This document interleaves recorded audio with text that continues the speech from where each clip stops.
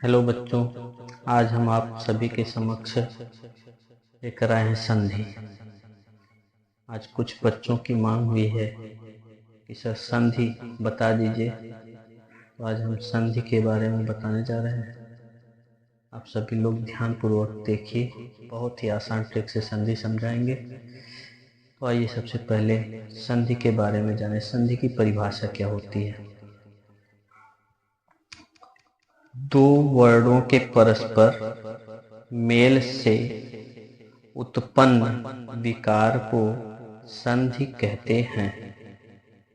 संधि की यही परिभाषा है, दो वर्णों के परस्पर मेल से उत्पन्न विकार को संधि कहते हैं।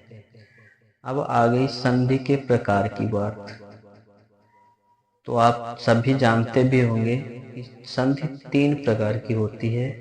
एक स्वर संधि, दूसरी व्यंजन संधि और तीसरी विसर्ग संधि। इनमें से स्वर संधि के भी प्रकार हैं। व्यंजन संधि नियम से चलती है, विसर्ग संधि भी नियम से चलती है। यहाँ हम अध्ययन करेंगे स्वर संधि का। तो स्वर संधि के कितने प्रकार हैं? 5 प्रकार हैं। एक है दीर्घ संधि, दूसरा गुण संधि, तीसरा वृद्धि संधि, चौथा यड़ संधि और पांचवा है अयादि संधि। तो आइए इन 5 संधियों के बारे में हम ट्रिक के माध्यम से जानते हैं, और बहुत ही आसान ट्रिक है। एक बार पढ़ लिए तो फिर जीवन में कभी भूलने वाला नहीं है। तो आइए सबसे पहले हम दीर्घ संधि के बारे में जानते हैं ट्रिक के माध्यम से। दीर्घ संधि की यही पहचान है, मात्रा क्या होगी? बड़ी। दीर्घ संधि में बड़ी मात्रा आएगी, जैसे आ, ई, ऊ। ये तीनों मात्राएं बड़ी हैं। अब हम उदाहरण के रूप में बताते हैं, जैसे मत धन अनुसार।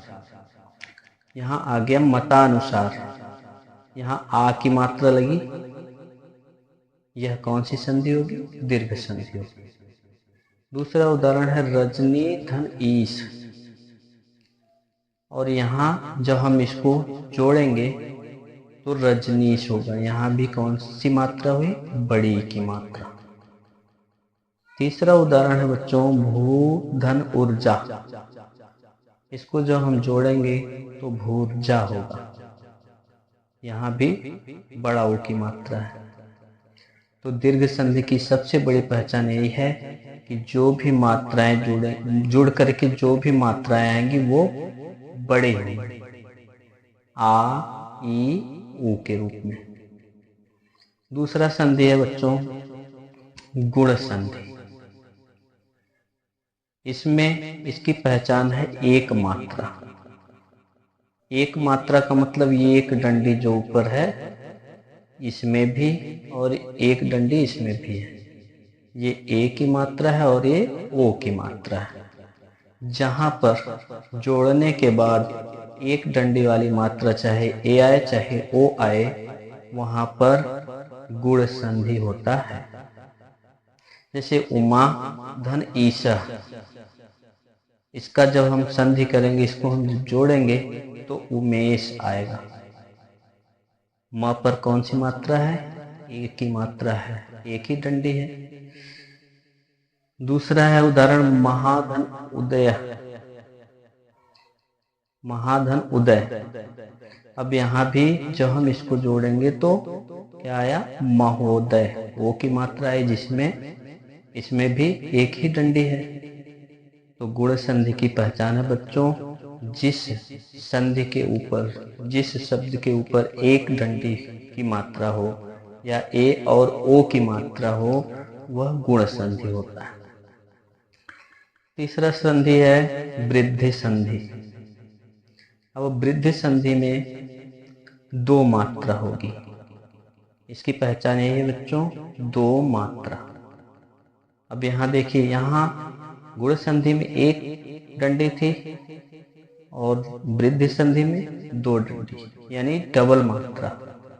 चाहे अय हो और चाहे औ हो, है या औ। जैसे सदा धन एव, यहाँ क्या आ गया बच्चों, सदैव, आय की मात्रा आई, डबल डंडी। उसी तरह से महा धन ओज, जब हम इसको जोड़ेंगे तो महौज होगा, यहाँ भी डबल मात्रा आई यानी डबल डंडी आई। तो ये वृद्धि संधि की यही पहचान है, जिस भी शब्द के ऊपर जैसे हम जोड़ते हैं, जोड़ने के बाद हमें क्या मिलना चाहिए, अय या औ की मात्रा, वहां वृद्धि संधि होती है।